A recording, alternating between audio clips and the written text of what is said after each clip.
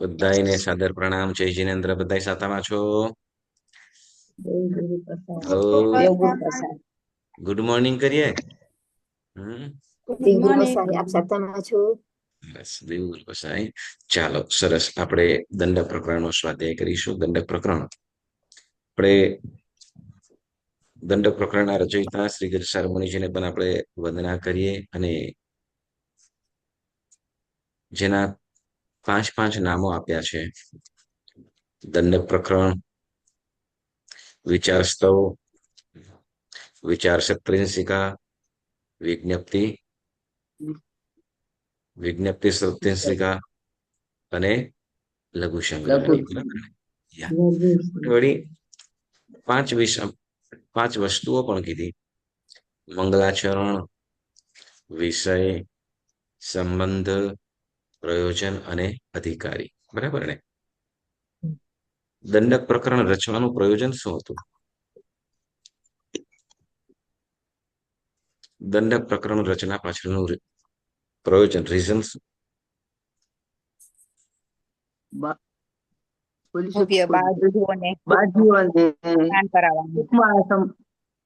બાળ જીવોને ટૂંકમાં બોધ કરાવો. પછી સંસારી જીવોની વિટંબણા. હા, સંસારી જીવોની વિડંબના. વિડંબના એટલે પીડા, દુઃખ. બરાબર, દુઃખ. બરાબર. પછી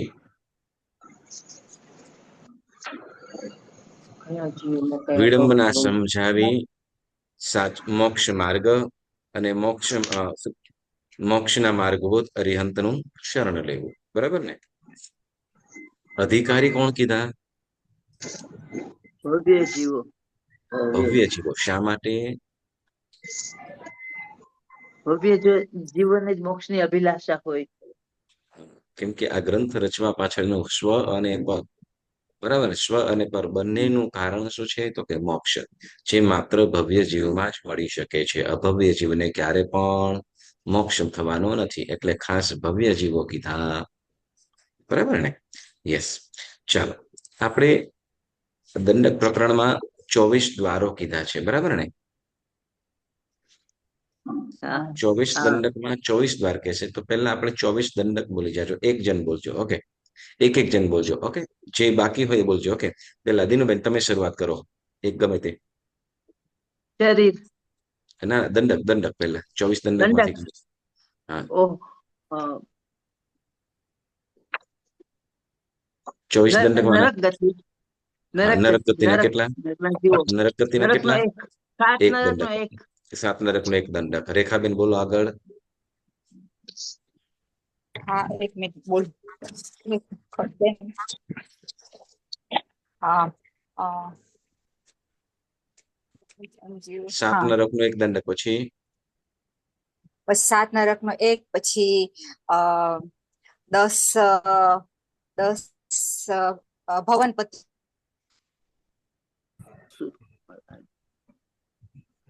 બોલો. 7 નરકનો એક દંડક. સોરી, મિશ્રણ દીકરો મારી વચ્ચે કોલ આવી ગયો હતો. 7 નરકનો એક દંડક. પછી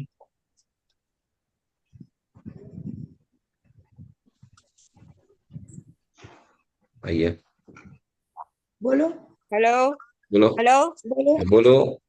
10 ભવનપતિના 10 દંડક. 10 ભવનપતિના 10 દંડક. Very good.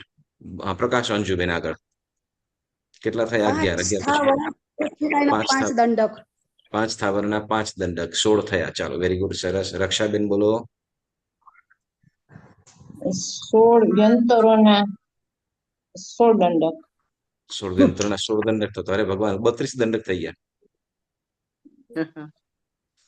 રક્ષાબેન, 16 યંત્ર કરીશું તો 32 દંડક થઈ જશે. ખોવાઈ ગઈ. ઓકે, ચાલો. ઓકે, કઈ વાંધો નો પ્રોબ્લેમ. હા, ઓકે. રીવાબેન બોલો.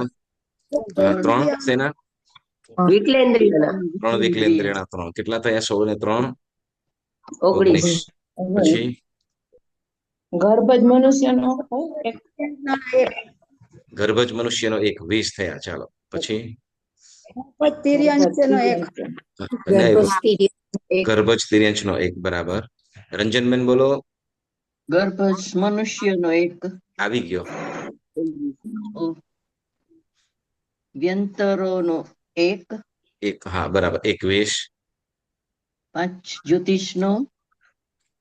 એક 5 જ્યોતિષનો એક, હા હા યસ બરાબર. 22. એક વૈમાનિક. ચાલો એક. તો 23 થયા. હજી એક બાકી. 16 વ્યંતરનો એક. ઇન્દ્રિય. 16 વ્યંતરનો એક, બરાબર. રક્ષાબેન 16 નથી કરવાનો, એક જ, બરાબર. ઓકે, હા. ઓકે સરસ, પણ સાઈન સરસ. ઓકે, તો એવી રીતે આ 24 દંડક થાય છે. હવે આ 24 દંડકમાં 24 દ્વારો કીધા છે, બરાબર ને? તો આપણે ગાથાઓ 4 ગાથાઓ બોલી જઈશું, બરાબર. તો 1 બાય બોલજો. ગાથા અને ગાથાર્થ પણ બોલજો. ઓકે, દિનુબેન પહેલી ગાથા બોલો. નમી 24 ને તસુત વિયાર લેસ દેસણા ઓ દંડક પહેમ ચીય થોસામી સુણે ગો ભવા. બીજી ગાથા અંજુબેન બોલો. એક જ બોલો. ઓકે.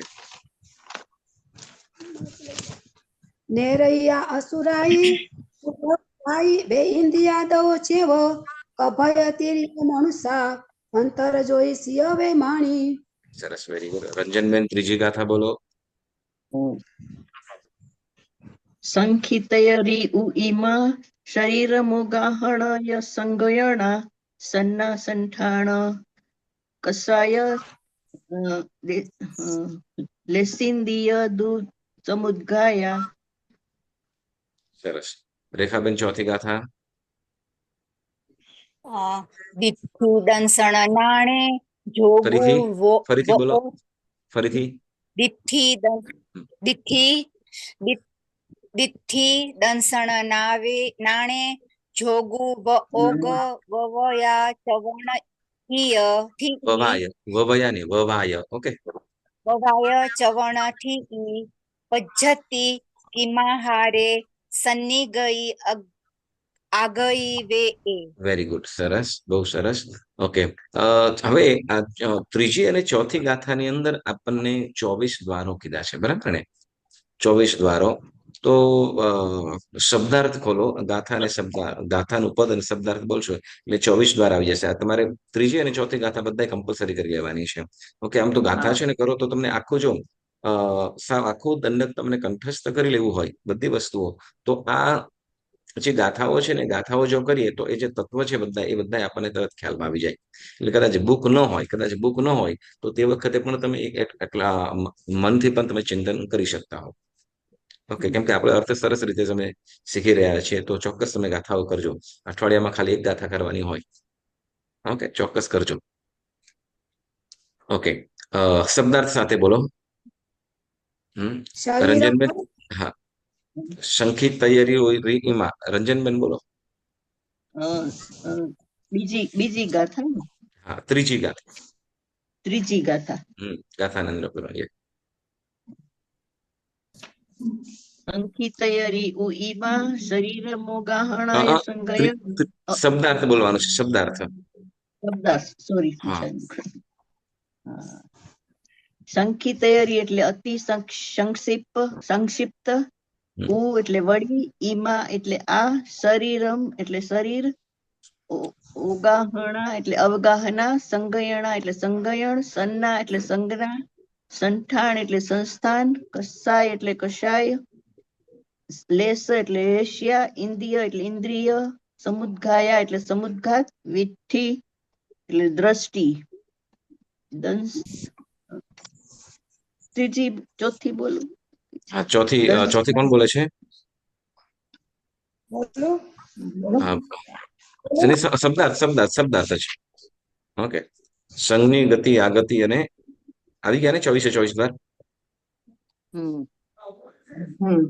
બાકી છે દીઠી દર્શન. ઓકે, હા, દર્શન. શબ્દાર્થ બોલી જાઓ. શબ્દાર્થ. દંશન એટલે હા, પેલા દીઠી થી ચાલુ. દીઠી એટલે દ્રષ્ટિ. દંશન એટલે દર્શન. નાણે એટલે જ્ઞાન. અને અજ્ઞાન. જ્ઞાન અને અજ્ઞાન, બરાબર ને? જોગ એટલે યોગ યોગ. ઉપયોગ એટલે ઉપયોગ ઉપયોગ. ઉપયોગ. ઉપવાય એટલે ઉપતા ઉપવાસ. હા, ચવણ એટલે ચવન અને મરણ. હા, ચવન અને મરણ એટલે શું? ચવન અને મરણ એક જ. ઓકે, ખાલી ચવન એટલે શું? તો કે મરણ. ઓકે, ચીઈ એટલે સ્થિતિ. હા, પદ્ધતિ એટલે પર્યાપ્તિ. કિમાહાર એટલે કિમાહાર. બરાબર. સંજ્ઞી એટલે સંજ્ઞા. સંજ્ઞી. સંજ્ઞી. પછી સંજ્ઞા એટલે ગઈ. ગઈ સંજ્ઞા.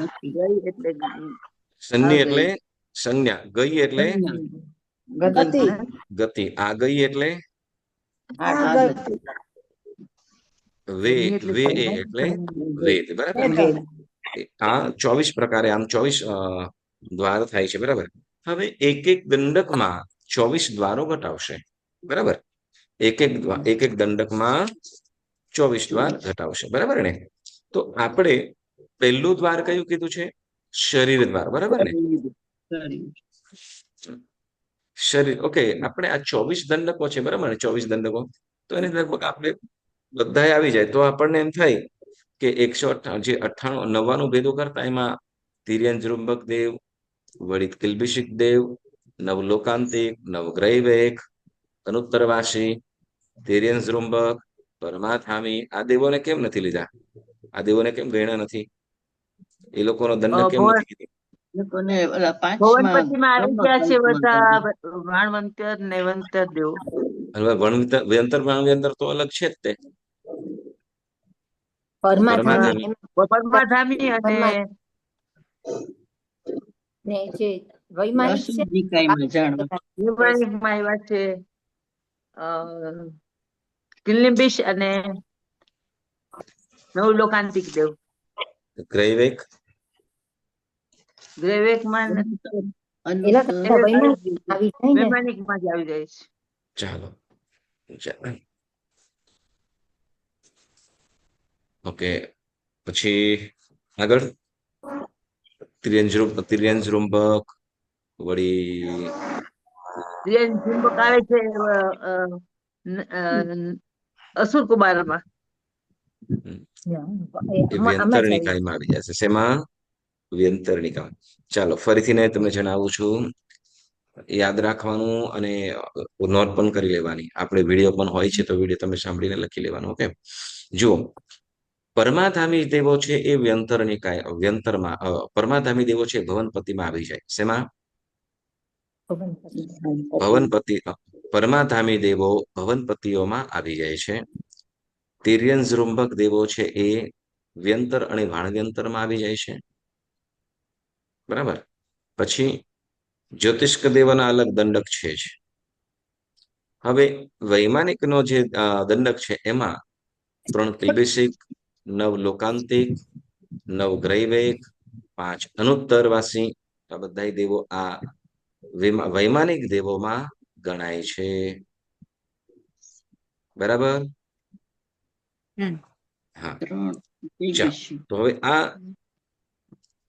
આ રીતે આ 24 દંડક એ રીતે ગણતરી કરવામાં આવેલી છે. કેમ? તો કે સાથે 24 નો 24 ગણતરી રાખી છે. 24 તીર્થંકરોને સ્તવન કરતા 24 દ્વારો પણ કહીશું, અથવા 24 દ્વારો કરતા 24 તીર્થંકરોને પણ સ્તવના કરવા. એટલે 24 નો આંકડા રાખવા પાછળનું કારણ છે. એટલે 24 ની અંદર ગમે તેમ સમાવેશ કરવા માટે, બરાબર, જે દેવો જેની સાથે નિયરમાં છે અને લગભગ સિમિલરિટી શું કહેવાય, લગભગ સમાનતા છે, સરખાપણું છે, તો એ દેવોને ત્યાં એ રીતે ગણવામાં આવેલ છે. એની સાથે ભણાવી દીધેલ છે. બરાબર. ચાલો, હવે આપણે 24 દંડકોમાં 24 દ્વાર ઘટાવતા પહેલું આપણે શરીર દ્વાર આપણે વાત કરી રહ્યા છે. શરીર દ્વારમાં કેટલા શરીરો કીધા છે? 5 શરીર. બરાબર ને? કયા કયા?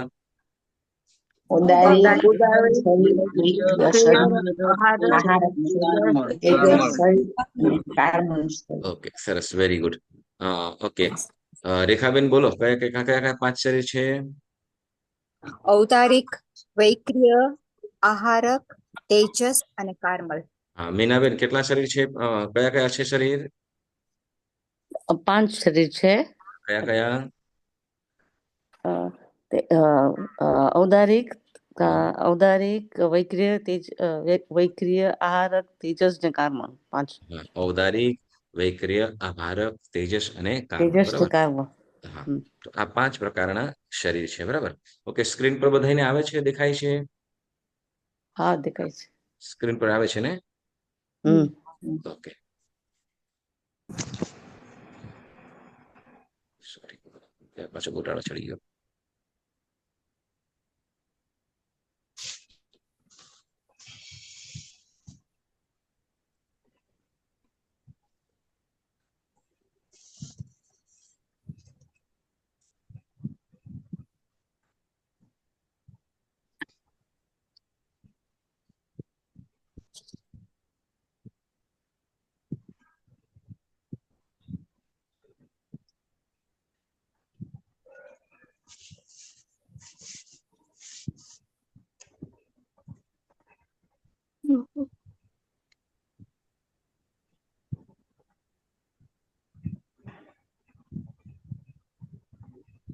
હમ?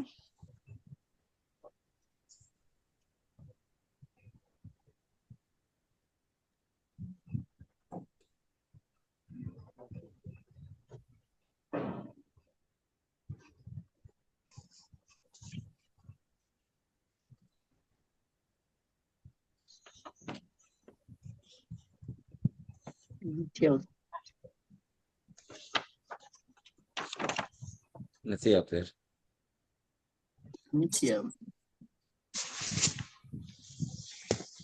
આવશે આવશે.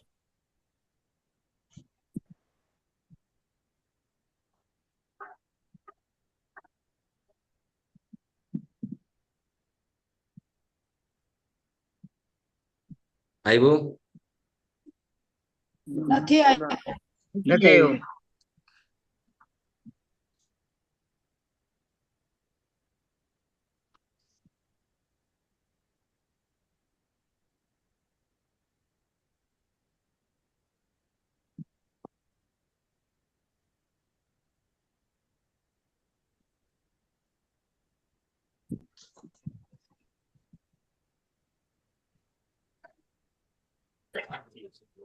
હમ?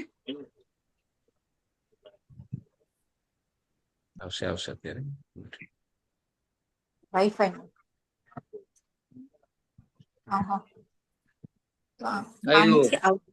આવ્યું ને? ઓકે, સરસ. ઓકે, થોડું કદાચ નાનું દેખાતું હશે. નાનું છે તો. શું છે? હવે થયું મોટું. કરી શકાય છે. જો તમે ત્યાંથી જરા કરી શકતા હો તો ટ્રાય કરજો ને, કેમ કે છે ને અહીંયાથી પાછું. પોતે કરી શકીએ છીએ.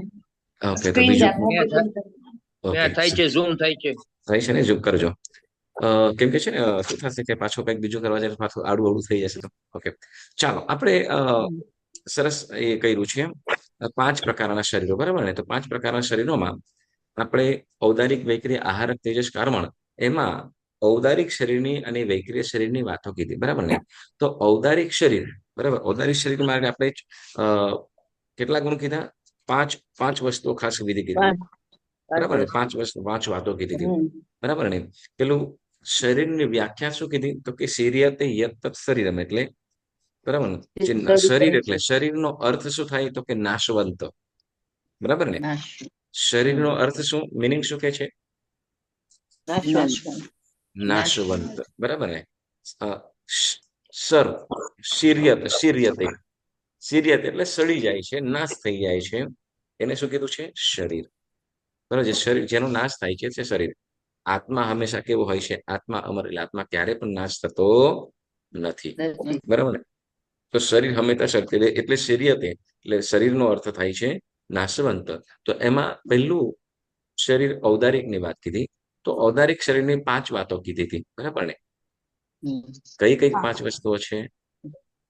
ઉદાર, ઉદાર, પછી ઉદાર ગુણ, હા, ઉદાર એટલે ઉત્તમ વિશાળ, બરાબર. ઉદાર અને વિશાળ બંને એક જ સમજવાનું. ઓકે, ઉદાર અથવા વિશાળ. ઉદાર પછી ગુણ ઉત્તમ ઉદાર ગુણ ઉત્તમ પછી ઉત્તમ ઉત્તમ, પછી સ્થૂલ સ્થૂળ સ્થૂળ ઊંચું ઊંચું અને ઊંચું, બરાબર ને? તો વિશાળ અથવા ઉદાર જે કીધું એ કયા કારણથી કીધું આ શરીરને? શાના માટે ઉદાર ને વિશાળ કે ઉદાર કીધું? કારણ કે એમાં મોક્ષમાં શરીર જવાની ભગવંતોને મોક્ષમાં જવાની લબ્ધિ છે. હા, બરાબર ને? તો કે મોક્ષમાં જવાની લબ્ધિ કોઈ પ્રાપ્ત થાય, શું કહેવાય? તો કે આ શરીરથી શું? તો કે દેવો પણ જેને નમન કરે, પૂજન કરે તો એવું કઈ અવસ્થા પ્રાપ્ત કરી આપે, ગુણ પ્રાપ્ત કરી આપે, તો એ માત્ર ને માત્ર ઔદારિક શરીર છે, બરાબર ને? જેને કીધું શું? તો કે દેવો અને શું કીધું? તો કે આ શરીર તીર્થંકર ભગવંતો, ચક્રવર્તીઓ, ગણધરો, કેવડી મહારાજાઓ, પછી વાસુદેવો વાસુદેવો, બળદેવો, પ્રતિવાસુદેવો, પછી નારદો નારદ, અને રુદ્ર ઋષિઓ. વગેરે મહાપુરુષોને પણ હોવાનો વિશાળ ગુણ ધરાવે છે. એટલે આ શરીર અને પણ છે આપણી પાસે પણ, આ મનુષ્ય પાસે, બરાબર, દેવ અને નારકી સિવાય બાકીના તમામ જીવો પાસે આ ઔદારિક શરીર છે, બરાબર. હા નારકીના અને નારકીના અને દેવો. નારકી અને દેવો, આ બે સિવાયના બાકીના બધા જીવોને આ ઔદારિક શરીર છે, બરાબર.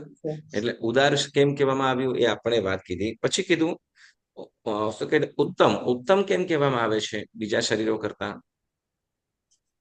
ઉત્તમ અનંત લબ્ધિ છે ને, અનંત લબ્ધિ મોક્ષમાં જવા માટે ક્રાંતિ સુંદરતા અને કાંતિ. આ શરીરથી જ બાંધો આ અને શરીરથી સુંદરતા જ હોય શું છે. છે? આ શરીરથી જ તીર્થંકરની કેવળ અપેક્ષાએ જ્ઞાનની પ્રાપ્તિ કરાવી શકે છે. આ શરીર જ કેવળ જ્ઞાનની પ્રાપ્તિ કરાવી શકે છે, અન્ય શરીર નહીં. મોક્ષમાં જવા માટે પણ આ જ શરીરની આવશ્યકતા હોય છે. બીજા શરીરથી મોક્ષે જઈ શકાતું નથી, બરાબર. એટલે બીજા શરીરો કરતા શું કીધું? તે આ અનંત લબ્ધિઓ અને મોક્ષની લબ્ધિઓ પણ આ શરીરથી જ મેળવી શકાય છે. એટલે કદાચ સંયમ લેવું હોય, બરાબર, સંયમ લેવું હોય તો સંયમ માટે આ ઔદારિક શરીર જ, હા, ઔદારિક શરીર હોય તો જ ચારિત્ર પ્રાપ્ત કરી શકે, અને ચારિત્ર વિના મુક્તિ નહીં, એમ કે છે, બરાબર ને? ચારિત્ર એટલે વિરીતિ પણ સમજવાનું. ઓકે, સરસ. પછી ઉત્તમ કીધું, બરાબર ને? ઉત્તમ કેમ કે છે? બીજા 4 શરીરો કરતા સુંદરતા અને કાંતિ. બીજા 4 શરીરો કરતા ઉત્તમ ઉત્તમ બાંધો કાંતિ અને એટલે કાંતિ. તેજવંત, બરાબર ને? પછી ઉત્તમ બાંધો અને સુંદરતા પણ છે, બરાબર ને? ઉત્તમ ઉત્તમ બાંધો એટલે શરીરનો બાંધો પણ સરસ છે, અને સુંદરતા પણ અત્યંત છે, બરાબર ને? સૌથી અધિક છે. માટે શું કહેવાય છે? તો કે બાકીના શરીરો કરતા આ સુંદર શરીર ઉત્તમ છે, બરાબર ને? આ શું કહેવાય કે હવે દેવોનું શરીર હોય એ તેજ પુંજ સરખું સુંદર હોય, અને આપણે નાયા ન હોય તો આપણે જોઈને ડરી જઈએ એવા દેખાતા હોય, ને અહીંયા ઉત્તમતા કે લ્યો. તીર્થંકરની અપેક્ષાએ કીધી છે. સંયમ તો કે કોની અપેક્ષાએ છે? તીર્થંકર, બરાબર, તીર્થંકર. કેમ કે આ જગતની અંદર સૌથી સુંદરમાં સુંદર કોઈનું રૂપ હોય તો એ છે તીર્થંકર. તો તીર્થંકરની અપેક્ષા એ કહેવામાં આવે છે, બરાબર. પછી કીધું સ્થૂલ. સ્થૂલ એટલે મોટું. કેમ મોટું કહેવામાં આવ્યું? 8 વર્ગના છે. 8 વર્ગના ને યોગ્ય વર્ગના, ઔદારિક વર્ગના છે. હા, સ્થૂલ શું કામ? સ્થૂલ કહેવા પાછળનું કારણ? હા, બોલો. પૂતગલો મોટા છે, બીજા હા, સૂક્ષ્મ. બરાબર ને? તો કે અષ્ટવર્ગણાઓમાં, બરાબર, 8 પ્રકારની વર્ગણાઓના જે પૂતગલો છે એમાં ઔદારિક વર્ગણાના પૂતગલો સૌથી વધારે મોટા છે, સ્થૂળ પરિણામ વાળા છે, બરાબર ને? એટલે ઓછા પૂતગલોમાં પણ વધારે મોટું દેખાય છે, માટે એને શું કહેવામાં આવ્યું? સ્થૂળ, બરાબર. સમજાયું? આપણે ગઈ વખતે વાત કરી હતી, હા, પાછું રિવાઇઝ કરવાનું. સરસ. પછી કે છે ઊંચું અને અથવા મોટું. બીજા ઊંચું શરીર અથવા કરતા મોટું. ઊંચાઈ વધારે હોય છે, ઊંચાઈ વધારે હોય. ઔદારિક શરીરની ઊંચાઈ વધારે હોય છે. હા, પાછું કેવી રીતે કીધું તો કે સ્વાભાવિક શરીરમાં કેવું? સ્વાભાવિક. બીજા શરીરોની સ્વાભાવિક ઊંચાઈ કરતા ઔદારિક શરીરની ઊંચાઈ સૌથી વધારે છે, એટલે કે 1000 યોજનથી પણ કંઈક અધિક અધિક. છે. બરાબર. હવે 1000 યોજન કોની? એનું જીવ વિચારમાં આપણે આવી ગયું હતું. કોઈને ખ્યાલ છે, યાદ છે? 1000 યોજનની અવગાહના કયા કમળ. જીવોમાં આવી હતું? કમળ કમળ. કમળ છે. હા, એકેન્દ્રિય કમળ. બરાબર. એકેન્દ્રિયમાં કમળમાં આવ્યું હતું. બરાબર ને? ચાલો. અને એટલે સ્વાભાવિક શરીરની ઊંચાઈ એટલે ઊંચાઈની અંદર પણ સૌથી ઊંચું શરીર કયું છે? તો કે ઔદારિક શરીર. બરાબર. હવે ચાલો આપણે આગળ વધીશું. હવે વૈક્રિય શરીરની આપણે વાત કરતા હતા. બરાબર. હવે વૈક્રિય શરીરમાં શું કે છે કે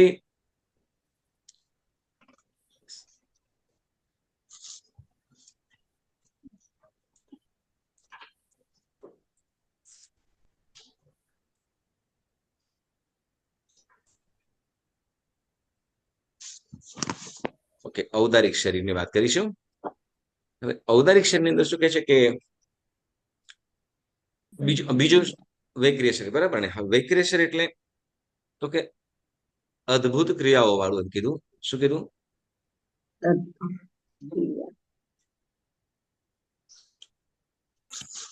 વૈક્રિય શરીર કેવું કે છે તો કે વૈક્રિય એટલે વિક્રિયા વાળું તે વૈક્રિય. વિક્રિયા એટલે જુદી જુદી ક્રિયાઓ. બરાબર ને? વિક્રિયા એટલે જુદી જુદી ક્રિયાઓ અથવા વિશિષ્ટ અદ્ભુત ક્રિયાઓ આ શરીર ઔદારિક કરતા કંઈક વધારે સૂક્ષ્મ પૂતગલો વર્ગણોમાંથી રચાય છે. તેનું બંધારણ સ્વાભાવિક રીતે જ બંધાય છે, પરંતુ ઔદારિકની પેઠે તેમાં 7 ધાતુઓનો ક્રમ હોતો નથી. 7 ધાતુઓ એટલે કયા કયા? તો કે લોહી, હાડકાં, માંસ, પરુ. બરાબર.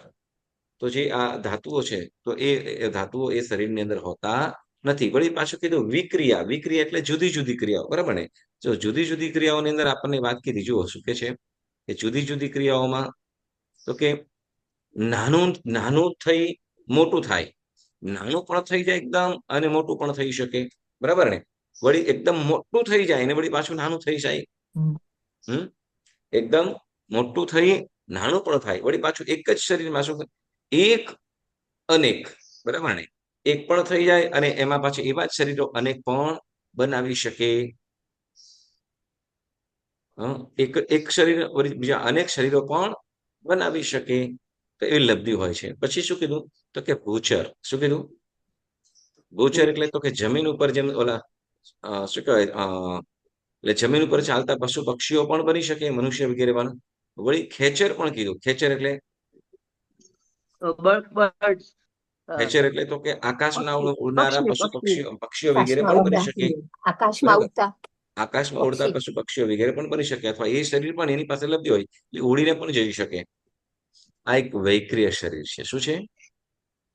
વૈક્રિય શરીર એટલે કીધું એક થઈ શકે, અનેક થઈ શકે. વળી શકે તો કે જમીનમાં પણ અંદર જઈ શકે. જમીનમાં પણ અંદરથી જઈને પસાર થઈ શકે. વળી આકાશમાં ઉડીને પણ જઈ શકે. વળી પછી કીધું ભારે પણ એટલું થઈ શકે. શું? ભારે પણ થઈ શકે ને હલકું પણ થઈ શકે. ભારે પણ થઈ શકે અને હલકું પણ થઈ શકે. વળી કહે છે કે દ્રશ્ય અને અદ્રશ્ય. શું? દ્રશ્ય અને અદ્રશ્ય. જો ભારે અને હલકું. બરાબર ને? આપણે ઓલાની અંદર વાત કરી હતી. આપણે શું કહેવાય, ભારે પણ એટલું થઈ શકે જેમાં આપણે ઓલું પારેવડું, દેવોને જે વૈક્રિય શરીર હોય પારેવડું, અને એક બાજુ મેઘરથ રાજા. ગઈ વખતે વાત કરી હતી ને આપણે, શાંતિનાથ પ્રભુનો પૂર્વભાવ, જેમાં મેઘરથ રાજા પોતે આખા અંદર એક રાજવાની અંદર બેસી જાય, છતાંય ઓલું કબૂતર ઊંચું થાય નહીં. બરાબર ને? કારણ તો કે એ વૈક્રિય લબ્ધિથી એ પોતાના શરીરને ભારે કરતો જતો હતો. દેવ દેખાય તો શું? તો કે પારેવડું સાવ કબૂતર. અને બરાબર તો કે માણસ કરતા વધારે વજન. તો એક પ્રકારની એની પાસે લબ્ધિ હોય, વૈક્રિય લબ્ધિ, બરાબર. વળી હલકું એટલું થઈ જાય, એટલું હલકું પણ થઈ જાય, તો એની પાસે વૈક્રિય. પછી કે દ્રશ્ય એટલે તો કે દેખાય પણ, અને પાછું તરત વારમાં અદ્રશ્ય પણ થાય. અદ્રશ્ય એટલે કે દેખાઈને દેખી ના શકાય એવું પણ થઈ જાય, બરાબર. વગેરે અનેક ફેરફાર વાળું થઈ શકે છે. એટલે અનેક, બરાબર. નાનું થાય, મોટું થાય, દ્રશ્ય અદ્રશ્ય બધું જ થઈ શકે છે. વળી એને જે પણ પ્રકારનું રૂપ કરવું હોય તો એ કરી શકે છે. વૈક્રેશન વાળો હોય તો ધારો કે એને શું કહેવાય કે મોર બનવું હોય તો મોર પણ બની જાય, પોપટ બનવું હોય તો પોપટ પણ બની જાય, કોઈ પણ. વળી એને શું કહેવાય કે નાનું દોરીઓ બનવું હોય તો એ પણ બની જાય, એવું રૂપ પણ કરી શકે. એ કયા શરીરથી? વૈક્રિય શરીર, બરાબર. હવે શું કે છે, હવે આગળ એટલે દ્રશ્ય અદ્રશ્ય વગેરે અનેક ફેરફાર વાળું થઈ શકે છે, બરાબર. હવે શું કે છે, પછી એને કહે છે અદ્ભુત. એમ કીધું અદ્ભુત. હવે અદ્ભુત કેવી રીતે કે છે, તો કે લાખ યોજનથી પણ કાંઈક અધિકતા સુધી મોટું થઈ શકે છે. શું કે છે? લાખ યોજનથી પણ કાંઈક અધિકતા સુધી મોટું થઈ શકે છે. તેમજ દેવોના સૌંદર્યની અપેક્ષાએ અદ્ભુત છે. હવે દેવો તો અત્યંત રૂપવાળા હોય, બરાબર. આપણે તો શું કહેવાય કે જે ભાઈ અત્યારના જે મનુષ્ય છે, બરાબર, કદાચ શું કહેવાય મિસ વર્લ્ડ હોય તો એ પણ શું, તો કે સામાન્ય વ્યંતરી સામે એ ફીકી પડી જાય. આપણે અહીંયા મિસ વર્લ્ડ હોય, મિસ વર્લ્ડ જ કહેવાય કે વર્લ્ડ મિસ કહેવાય, શું કહેવાય? મિસ હા, મિસ વર્લ્ડ.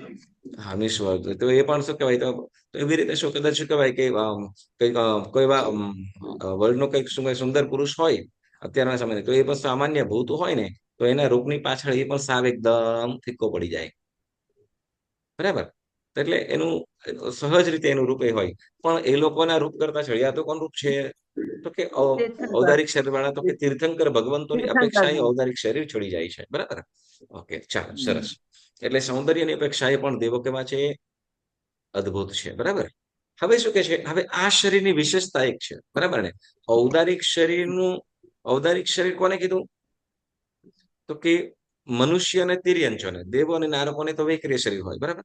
હવે આપણે આ શરીરની એક વિશેષતા છે, સાંભળજો. આ શરીરની વિશેષતા આપણે હવે કરીએ છીએ, તો કે આગળનું પેરેગ્રાફ વાંચીએ છીએ કે આ શરીર દેવો તથા નારકીને ભવ પ્રત્યેક હોય છે.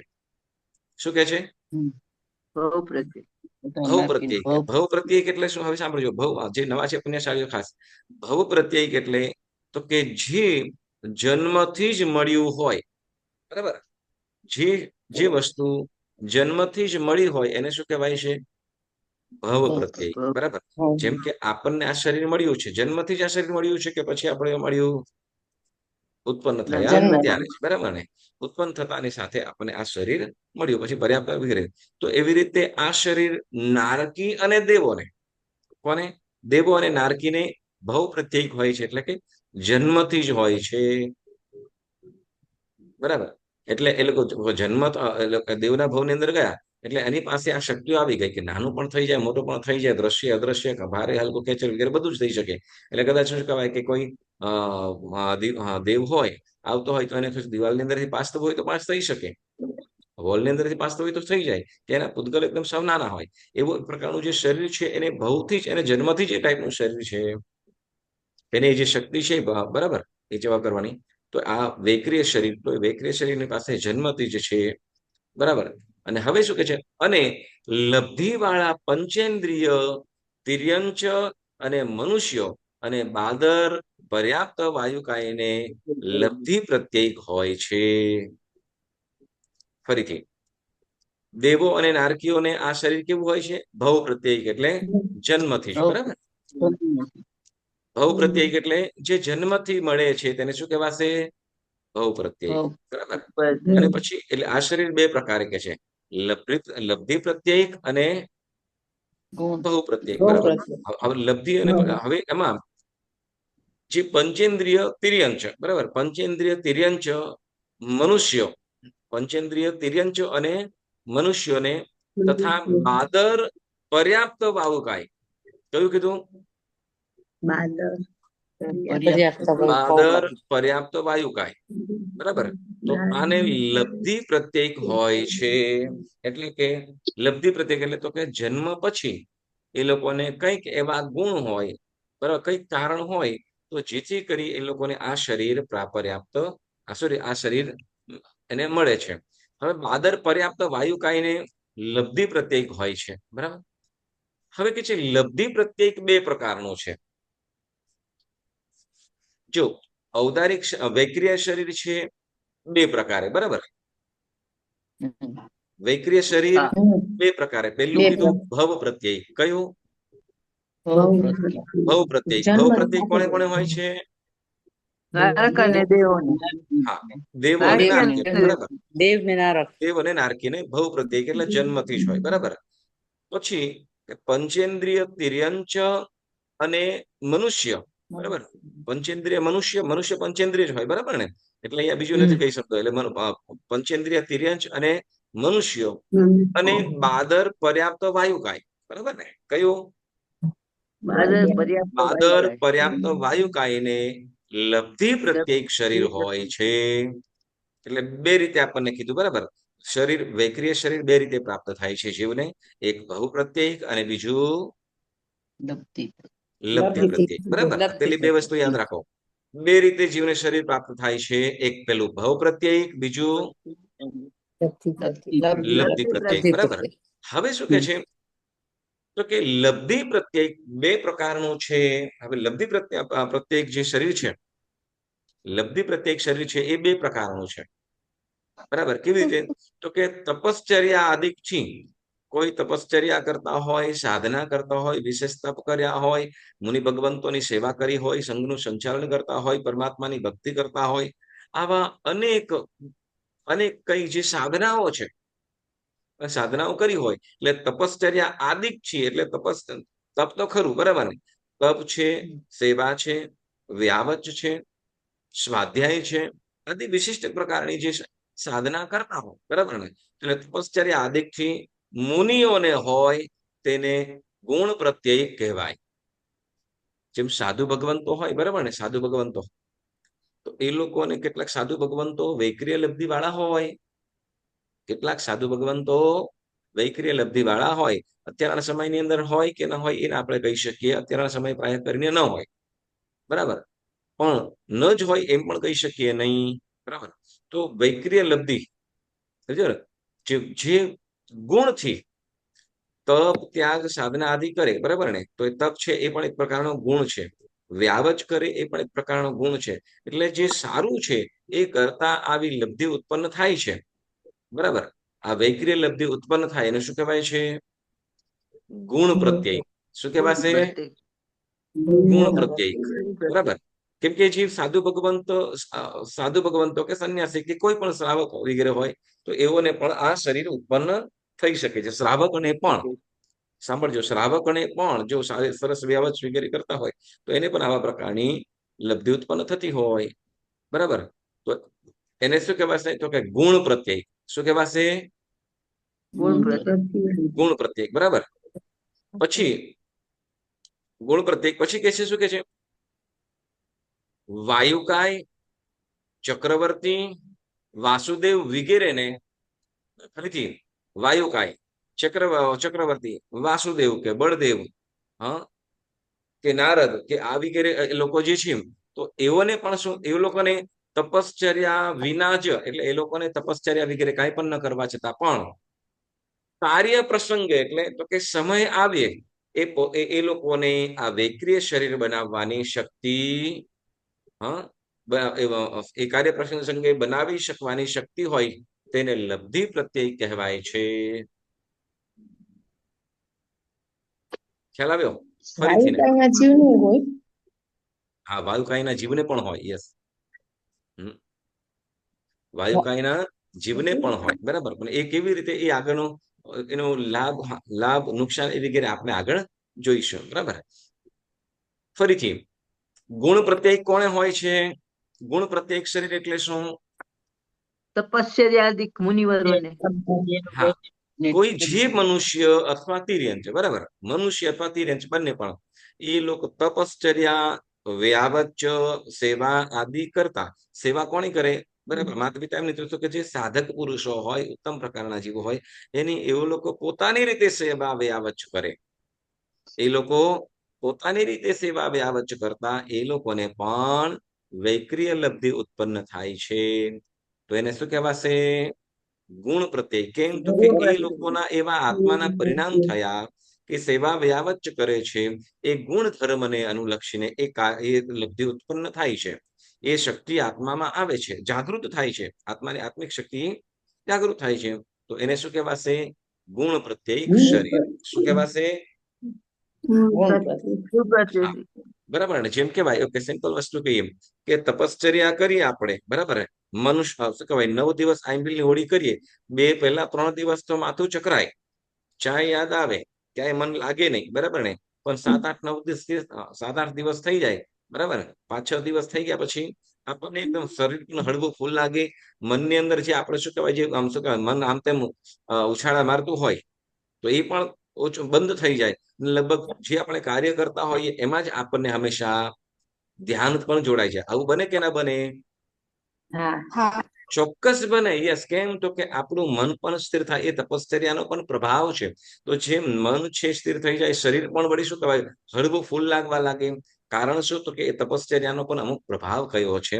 તો એમ શું કે વિશેષ તપશ્ચર્યા આદિ કરતા શું કે છે, વિશેષ તપશ્ચર્યા આદિ કરતા એના આત્મિક પરિણામો વિશેષ શુભ બને છે.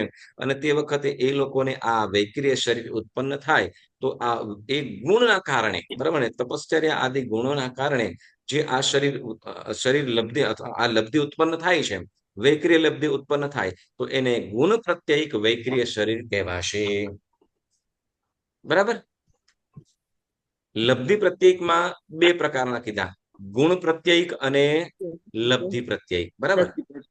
ગુણ પ્રત્યયિક જે તપશ્ચર્યા આદિ કરતા જે આ શરીર વૈક્રિય લબ્ધિ પ્રાપ્ત થાય, તો એને આ શરીર વગેરે બનાવી શકવાની શક્તિ મળે, તો એને વૈક્રિય લબ્ધિ શું કહેવાય, ગુણ પ્રત્યયિક વૈક્રિય શરીર કહેવાશે. બરાબર? પણ પછી શું કહેતો, તો કે લબ્ધિ પ્રત્યયિક શું કહેવાશે? તો કે વાયુકાય છે, ચક્રવર્તી, વાસુદેવ, બળદેવ, નવનારદ આદિ બીજા પણ છે ઘણા બધા. બરાબર? તો એ કે જેવો તપશ્ચર્યા વગેરે કાંઈ ન કરતા હોય, તપશ્ચર્યા વગેરે કાંઈ ન કાંઈ કરે, પણ છતાંય એ લોકોને કાર્ય પ્રસંગે, બરાબર ને, જેમ શું કહેવાય કે જેમ વાસુદેવ કૃષ્ણ છે, તો એને જ્યારે કોઈ વખતે બંદી બનાવવાનું ઓલા એ કરે, ષડયંત્ર કરે, અથવા શું કહેવાય, એને બાંધી દે, તે વખતે પણ એ સહજ રીતે છૂટીને નીકળી જાય. બરાબર? તો એ શું તો કે એ શું કે આમ તો એને બરાબર ટાઈટ બાંધ્યો હોય, પરંતુ છતાંય પણ એ દોરડાની અંદરથી એવો પાતળો થઈ જાય, ત્યાંથી નીકળી જાય. અથવા શું તો કે એવો જાડો થઈ જાય કે લાંબો થઈ જાય કે એના દોરડા ગમે એટલા હોય, કામ જ ન કરે. જેમ કહેવાય ને, કે ઓલા લંકા દહનના એની અંદર, હા, રામાયણમાં લંકા દહનનો પાઠ આવે, એવું કંઈક આવે છે. તો તે વખતે શું કે આખા લંકાના શું કહેવાય, કપડાઓથી હનુમાનની પૂછ, હા, પૂછને વીંટાતા, કે તો એટલી પૂછ લાંબી કરતા ગયા, એટલી પૂછ લાંબી કરતા ગયા કે બધું ટૂંકું પડ્યું. તો આ બધું શું છે? તો કે એક વૈક્રિય લબ્ધિ. શું કહેવાશે? વૈક્રિય લબ્ધિ. બરાબર? તો એ લોકો તે વખતે એ લોકો તપશ્ચર્યા વગેરે કાંઈ ન કર્યું હોય, છતાં પણ એ લોકોને એવા પ્રકારની શક્તિ પ્રાપ્ત થાય. તપશ્ચર્યા વગેરે કાંઈ ન કર્યું હોય, છતાં પણ શું તો કે એક પ્રસંગે, કાર્ય પ્રસંગે, એટલે જે વખત જરૂર પડે તે વખતે એમની પાસે એ શક્તિ હોય અને એ શક્તિથી પોતાનું કાર્ય કરી શકે. એને શું કહેવાશે? તો કે લબ્ધિ પ્રત્યયિક. હવે વિશેષ લોકો, વિશિષ્ટ પુરુષો છે, મહાપુરુષો વગેરે, તો એઓની પાસે આ જન્મથી જ હોય છે. અથવા જન્મથી નહીં, પરંતુ તો કે જન્મથી તો ઔદારિક શરીર જ હોય, પણ એ લોકોની પાસે એવી શક્તિ હોય, તો એને શું કહેવાયું છે? લબ્ધિ પ્રત્યયિક. શું કીધું? લબ્ધિ પ્રત્યયિક વૈક્રિય શરીર. હવે વળી સાથે બીજો મતાંતર પણ મૂકી દીધો છે કે જે દિગંબર જૈન છે, બરાબર ને, દિગંબર જૈન, તો દિગંબર આને પણ ભવ પ્રત્યયિક કહે છે. આને પણ એટલે કોને? તો કે આ જે આ વાસુદેવ, ચક્રવર્તી આદિ જે ત્રિષષ્ટિ શલાકા પુરુષો છે, તો એ લોકોને જે આ વૈક્રિય શરીર બનાવવાની જે શક્તિ છે, તો એને શું કહેવાશે? એને શું કહે છે તો કે ભવ પ્રત્યેક, એટલે તો એ લોકો તપશ્ચર્યા એટલે એ લોકોને પહેલાથી જ છે એમ, એ લોકોને પહેલાથી જ છે એટલે એને ભવ પ્રત્યેક કેમ તપશ્ચર્યા વગેરેના ગુણ પ્રત્યેક નથી એટલે ભવ પ્રત્યેક કહેવું પડે એમ. કેમ કે ગુણ પ્રત્યેક નું શું કીધું આગળ તો કે તપશ્ચર્યા વગેરે કરવાથી જે ઉત્પન્ન થાય એને શું કહેવાશે ગુણ પ્રત્યેક, બરાબર ને. પણ અહીંયા તો શું તો કે તપશ્ચર્યા વગેરે કાંઈ નથી કર્યું પણ પ્રસંગે કરી શકે છે એટલે એ લોકો ભવ પ્રત્યેક કહી દીધું. પણ અહીં આપણે સિદ્ધાંતને માનીએ, આપણે શું કરીએ છીએ સિદ્ધાંત, શું કહેવાશે આપણે સિદ્ધાંત એટલે તો કે તીર્થંકર શું કીધું શું કે છે કે મનુષ્યને શું કે આ શરીર છે કેવા કઈ રીતે થાય છે મનુષ્ય માટે તો કે ગુણ પ્રત્યેક કહે છે, બરાબર. અને ભવ પ્રત્યેક તો કે ભવ પ્રત્યેક ઔદારિક શરીર, મનુષ્ય માટે ભવ પ્રત્યેક ઔદારિક શરીર છે, બરાબર. હવે જો એટલે ખ્યાલ આવ્યો વૈક્રિય શરીરમાં વૈક્રિય શરીર કેટલા પ્રકારે છે બે પ્રકારે, કયું કયું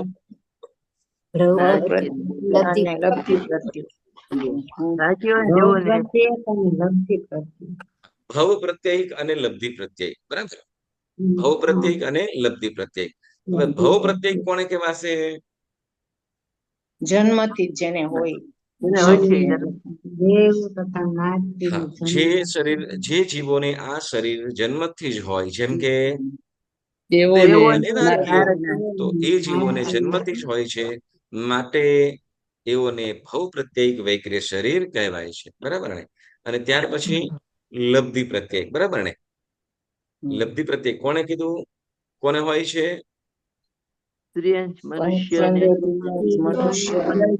પંચેન્દ્રિય તિર્યંચ અને મનુષ્યો પછી ભાદરવા અવકાશ, બરાબર. તો હવે આ જીવોને આ શરીર લબ્ધિ પ્રત્યેક હોય છે, બરાબર ને. હવે લબ્ધિમાં પાછું બે કીધું ગુણ પ્રત્યેક અને લબ્ધિ પ્રત્યેક, બરાબર ને. ગુણ પ્રત્યેક કોને કહેવાશે તપશ્ચર્યા વગેરે કરવાથી જે જીવોને આ શરીર ઉત્પન્ન થાય છે, આ લબ્ધિ ઉત્પન્ન થાય છે તેને શું કહેવાય તો કે લબ્ધિ પ્રત્યેક વૈક્રિય શરીર. અને બીજું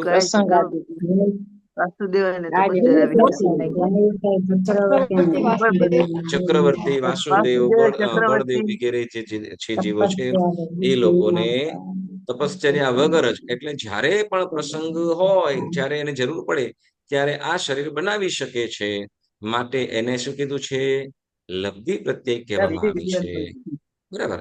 હવે ધારો કે સમજો કે કોઈ એમ છે કે ધારો કે કોઈ વૈક્રિય લબ્ધિ વાળો છે તો એને મહાવિદ્ય ક્ષેત્રમાં જવું હોય તો જઈ શકે કે ના જઈ શકે, સિમંદર સ્વામી ભગવાનના દર્શન કરવા જવું હોય તો જઈ શકે કે ના જઈ શકે, તો ચોક્કસ જઈ શકે, બરાબર. હા, તો જો એટલે વૈક્રિય લબ્ધિ વાળો જીવ છે એ જઈ શકે છે, બરાબર. હવે એવી રીતે આપણે ઔદારિક શું ઔદારિક અને વૈક્રિય. હવે કે છે ને હવે આપણે કહીશું ત્રીજું શરીર કયું છે આહારક શરીર, બરાબર ને. આહારક એટલે શું મમમ, બરાબર ને. ના હા, ચાલો તો આહારક શરીર શું છે એની આપણે વાત કરીશું, બરાબર.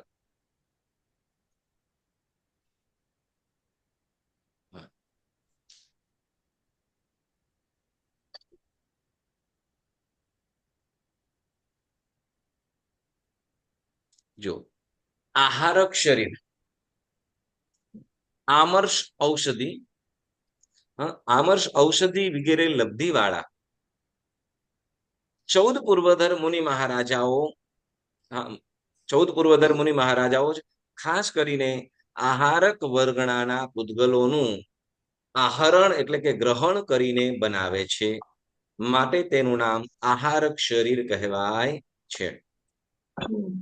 એક પેલું આમર્ષ ઔષધિ એક પ્રકારની લબ્ધિ છે, બરાબર. એક પ્રકારની લબ્ધિ છે અથવા ઔષધિ આમર્ષ ઔષધિ વગેરે. પછી કે લબ્ધિ વાળા આમર્ષ ઔષધિ વગેરે લબ્ધિ વાળા પણ ખાસ તો બીજું કે છે તો કે 14 પૂર્વધર મુનિ મહાત્માઓ કેવા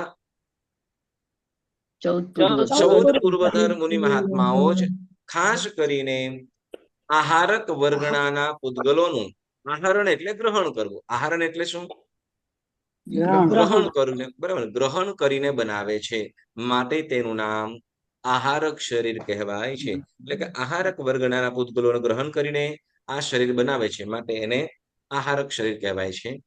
હવે જુઓ, આ શરીરનો લાભ શું છે એની વાત કરે છે.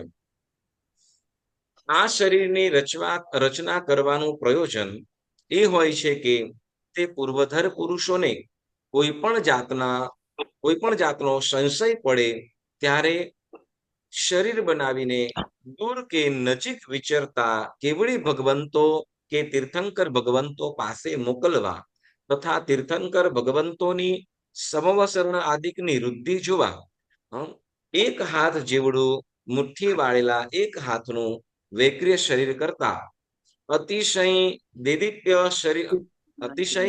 દેદીપ્યમાન શરીર બનાવી મોકલે છે. ત્યાં વંદન આદિ કરી પાછું આવી આત્મ પ્રદેશો મૂળ ઔદારિક શરીરમાં દાખલ થતા જ તુરત વેરાઈ જાય છે. હવે જો આ શરીર શું કરે છે, તો કે પહેલા તો આહારક વર્ગના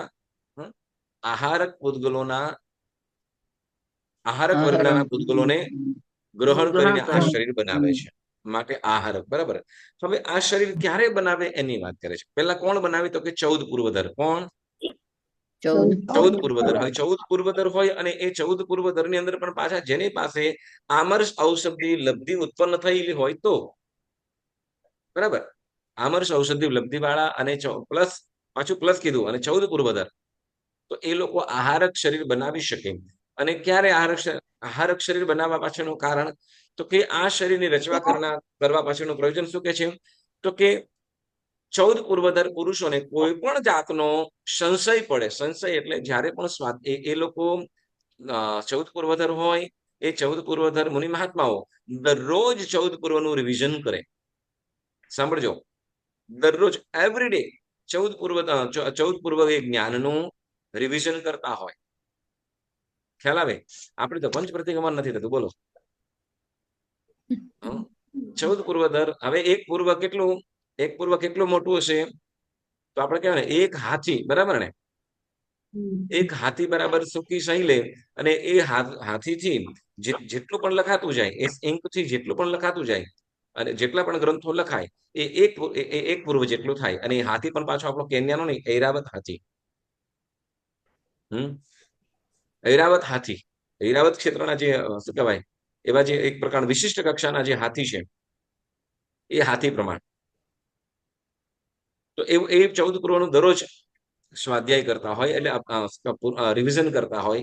નાયા કરી શ્રુત કેવલી જેમ 14 પૂર્વધર પણ સચોટ જવાબ આપે જે પણ પૂછવામાં આવે. એટલે જ આપણે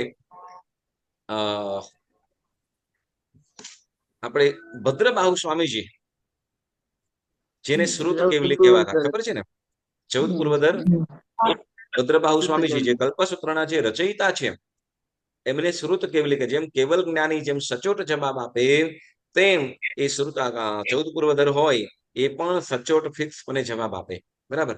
પણ એવા હોય, એટલા વિશિષ્ટ કક્ષાના હોતે છતાં પણ સંશય થઈ શકે. સંશય એટલે શંકા, સંશય થઈ શકે. ત્યારે એ સંશયના નિવારણ માટે, સંશય શંકાના નિવારણ માટે શું કરે, તો કે આહારક શરીર બનાવે. આહારક શરીર બનાવી અને ત્યાં નજીકમાં વિચરતા હોય ત્યાં કેવલી ભગવંતો અથવા તીર્થંકર ભગવંત પાસે મોકલે અને ત્યાં એ શરીર ત્યાંથી એ ભગવંતને પૂછીને શરીર પાછું પણ આવી જાય અને એ પૂતગલો પાછા ગ્રહણ પણ કરી લે. એટલે એ પ્રશ્નના નિવારણ માટે, જવાબ મેળવવા માટે કેવલ જ્ઞાની ભગવંતો હોય ત્યાં જાય. બીજું તો કે સ્વાધ્યાય કરતા કે અરિહંતની ભક્તિ કરતા, અરિહંતના ધ્યાનની અંદર એકદમ રસમગ્ન બન્યા હોય અને તે વખતે એવા વર્ણનની અંદર હવે ઈચ્છા થઈ જાય કે મારે ભગવાનની વૃદ્ધિ જોવા જેવું છે. બરાબર. એકદમ ભાવની અંદર હોય, ઉત્તમ અધ્યવસાયોની અંદર હોય, તો તે વખતે પણ શું, તો કે એ આહારક લબ્ધિ છે, એટલે આહારક શરીર બનાવી એ પોતે ત્યાં કેવલ જ્ઞાની તીર્થંકર ભગવંતો હોય તો એના સમવસરણની રિદ્ધિ સિદ્ધિ, એટલે કેવું સમવસરણ, કેટલા સમવસરણની રિદ્ધિ સુધી, જે 12 પરસદા હોય, વળી અશોક વૃક્ષ હોય, રત્નજડિત સિંહાસન હોય, 3 ગઢ હોય, આ બધું રિદ્ધિ સુધી જયારે વર્ણન સાંભળતા હોય, એટલે કે પોતે ચિંતામણ કરતા હોય, તે વખતે અચિંતાના ભાવો થાય, તો તે વખતે એ આહારક શરીર બનાવીને ત્યાં કોણ, તો કે આ 14 પૂર્વધર આહારક શરીર વાળો આત્મા ત્યાં જઈ શકે છે. અને એ શરીર કેવડું છે તો કે એક હાથ એક હાથ જેવું, જેવું. બરાબર. અને પાછું કેવા મુઠ્ઠી વાળેલા હાથ જેવું, એટલે એમ કે આ એક હાથ, બરાબર ને, એક હાથ અને એમાં મુઠ્ઠી વાળેલા હાથ, બરાબર, એટલે આટલું એક હાથ જેટલું શરીર બનાવીને ક્યાં તો કે તીર્થંકર ભગવાન તો આજુબાજુમાં વિચરતા હોય તો ત્યાં જાય છે. વળી પાછું શું કે છે તો કે આ ત્યાંથી પાછું તરત આવી શકે છે. કેટલો? હા, તો કે દેદીપ્યમાન શરીર બનાવી મોકલે ત્યાંથી વંદન આદિ, હા, વંદન આદિ એટલે વંદન, દર્શન, વળી રુધિર સિદ્ધિ વગેરે જોઈ અને પાછું તરત આવી આત્મ પ્રદેશો મૂળ શરીરમાં પ્રવેશ થઈ જાય, એટલે એના આત્મ પ્રદેશો મૂળ શરીરમાં આવી જાય એટલે ઓલું ઔદારિક શરીર, આહારક શરીર હોય તરત વેરાઈ જાય, વિખરાઈ જાય. બરાબર, વિખરાઈ જાય, વેરાઈ જાય, એટલે આહારક ભૂતગલો પાછા એ થઈ જાય, દૂર થઈ જાય છે, બરાબર. તો એમ આ ઔદારિક શરીર આહારક શરીર છે. પછી શું કે છે આ શરીર વખતે, શું કે છે આ શરીર વખતે ઉત્તર વૈક્રિય શરીરની જેમ મૂળ અને બનાવેલા બંને શરીર વચ્ચે આત્મ પ્રદેશોની લાંબી શ્રેણી થાય છે. હવે આ લાઈન છે ને એ આપણે આવતી વખતે લખીશું. શું કે છે મૂળ શરીર, શું કે છે આત્મામાં બનાવે, શું કહેવાય, મૂળ ઔદારિક શરીરમાં દાખલ થતા જ તુરંત વેરાઈ જાય. પછી કે આ શરીર, શું કે છે આ શરીર વખતે ઉત્તર વૈક્રિય શરીરની જેમ મૂળ અને બનાવેલા બંને શરીર વચ્ચે આત્મ પ્રદેશોની લાંબી શ્રેણી થાય છે. આ લાઈન આપણે આવતી વખતે રાખીશું અને આગળના તેજસ અને કાર્બન શરીરોની વાતો પણ આવતી વખતે આપણે સાંભળીશું. આ જીવો પાસેની લબ્ધિઓ છે અને પછી એ પણ આવશે આ 5 શરીર છે તો એ 5 શરીરો કયા દંડકમાં કયું શરીર છે એની વાતો પણ આવશે, બરાબર. તો આપણે આજનો સ્વાધ્યાય આપણે અહીંયા સ્થગિત આ કરીએ છીએ. વૈક્રિય શરીર, આપણા વૈક્રિય શરીરોમાં સમજ્યા તો હા. ઈ આ ગુણ પ્રત્યેકીને ઈ લોકો કેટલી વાર બનાવી શકે? એક જ બનાવી શકે કે પોતાને જેટલી વાર બનાવી શકે ઈ શરીર? જેટલી વખત પણ બનાવવું હોય એટલી વખત બનાવી શકે, બરાબર. પણ કયું શરીર કેવી રીતે બને છે, કેટલી વાર બનાવી શકે એની વાતો પણ આપણે આવતી વખતે ચોક્કસ કરીશું, બરાબર. આને શું કહેવાય કે આજ કેમ કે બંનેનું અલગ અલગ આવશે. વૈક્રિય શરીરનું અલગ આવશે, ઔદારિક શરીરનું અલગ આવશે, આહારક શરીરનું અલગ અલગ આવશે, બરાબર. તો એની આપણે વાતો આવતી વખતે ચોક્કસ કરીશું. તો આજનો સ્વાધ્યાય અહીંયા સ્થગિત કરું છું. આ દંડક પ્રકરણનો સ્વાધ્યાય કરતા કંઈ પણ જેના આજ્ઞા વિરુદ્ધ બોલાયો હોય તો મનવચન કાયાથી ત્રિવિધે મિચ્છામિ દુક્કડમ, મિચ્છામિ દુક્કડમ, મિચ્છામિ દુક્કડમ. સરસ. સૌને ઓકે. સર્વ મંગલ માંગલ્યમ સર્વ કલ્યાણ કારણમ પ્રધાનમ સર્વધર્માણામ જૈનમ જયતિ શાસનમ, જૈનમ જયતિ શાસનમ. બોલો બોલો શ્રી મહાવીર સ્વામી ભગવાન કી જય. જીન શાસન દેવ